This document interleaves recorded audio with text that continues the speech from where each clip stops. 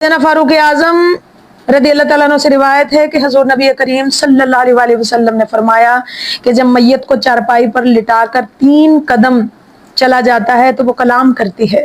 इंसान और जिन के अलावा जो चाहे उसकी बात को सुन सकता है। मरने वाला कहता है, मेरे दोस्तों, ऐ मेरी मैयत उठाने वालों, दुनिया तुमको धोखे में ना डाल दे जैसे मुझे डाला है, और जमाना तुमसे ना खेल करे जैसे मुझसे किया है। जो कुछ मेरे पास था वो वारसों के लिए छोड़ दिया, और कर्ज लेने वाला कयामत के दिन मुझसे झगड़ा करेगा और हिसाब करेगा।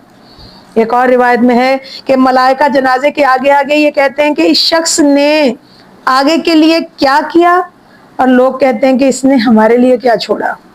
अल्लाह अकबर। तो मेरी प्यारी मोहतरम इस्लामी बहनों, ये ज़िंदगी का सूरज एक दिन गरूब होने वाला है। इसके लिए शबाब में ही कुछ सामान आखिरत के लिए इकट्ठा कर लिया जाए, अपनी जवानी में ही रब रसूल को राज़ी कर लिया जाए। हजूर सरवर कायनात सल्लल्लाहु अलैहि वसल्लम का फरमान है, जब मैयत कब्र में दाखिल की जाती है तो उसको सूरज गुरूब होता हुआ मालूम होता है।